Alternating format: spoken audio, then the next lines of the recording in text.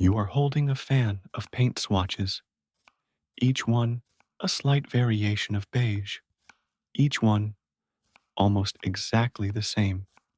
You tilt them under soft lighting.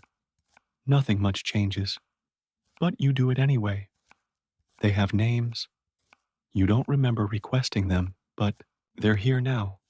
All 20. Tonight, we are not painting. We are not deciding. We are not making bold choices. We are simply noticing quietly, deliberately.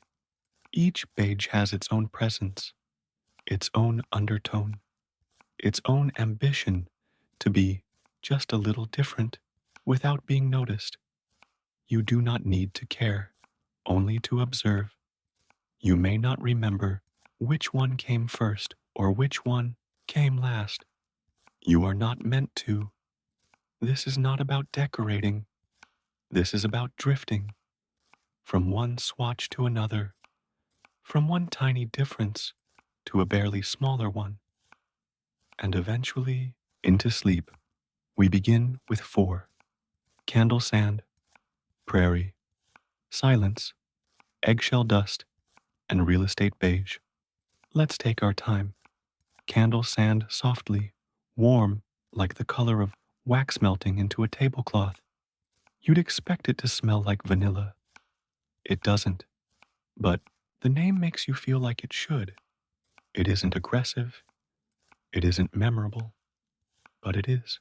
Beige, prairie, silence cooler than candle sand, but not enough to change your mind.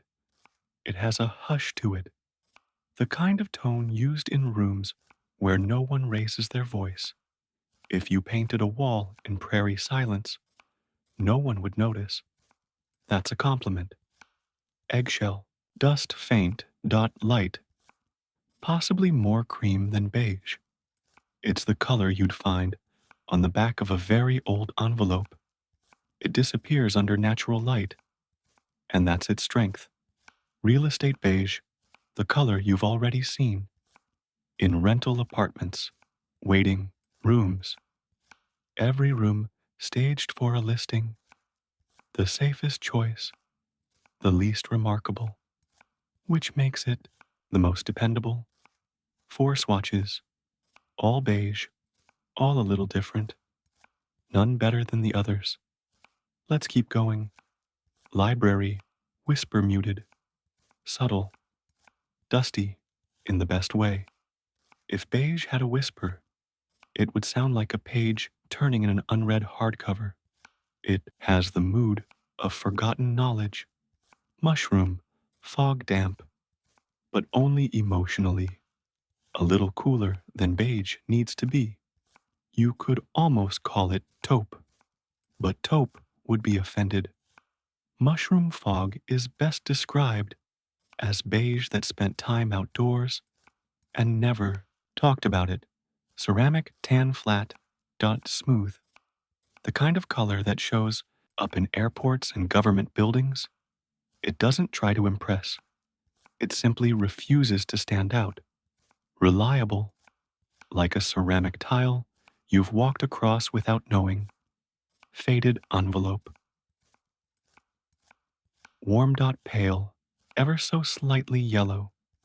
The color of something once important, now tucked in a drawer. It feels nostalgic, even if you've never seen it before. Each swatch has shown us something. Not much, but something. And now we continue. Most sand, but softer.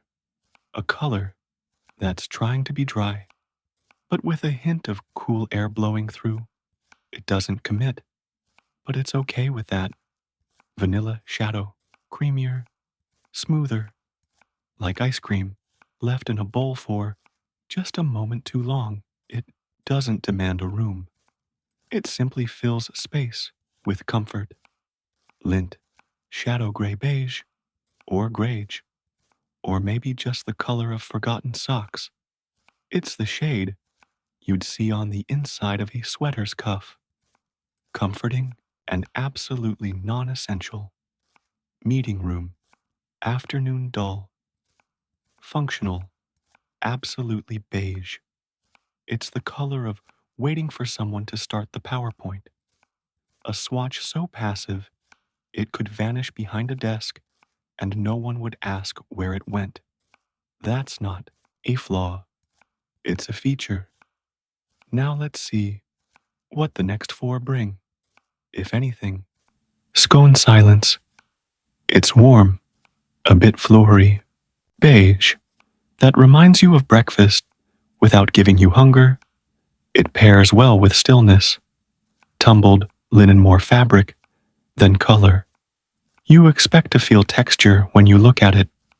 You don't, but it suggests coziness, unfolded laundry, a clean but not crisp bed, window, putty muted, slightly gray, the color of something functional, a material meant to seal, to hold in place.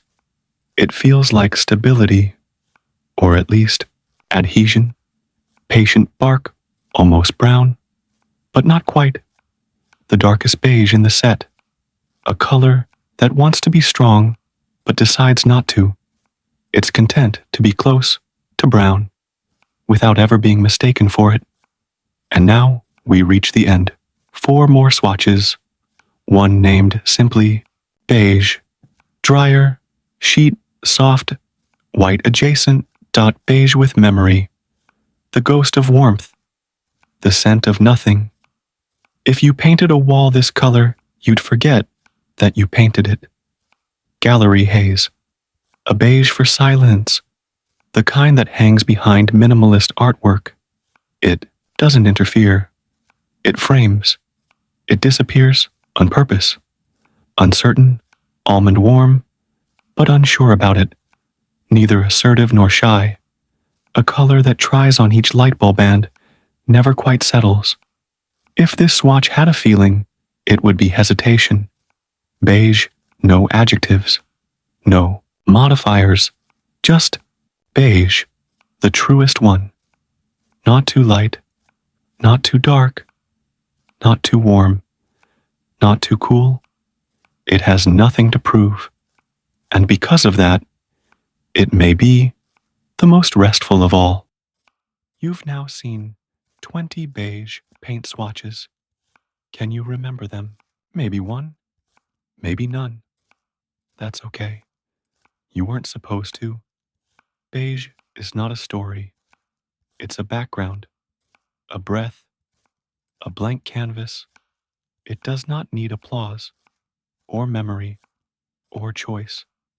Tonight, it was enough to hold each swatch in your mind for just a moment, to let its name wash over you, its undertone fade into your eyelids, to feel the warmth of 20 subtle, nothings gently overlapping.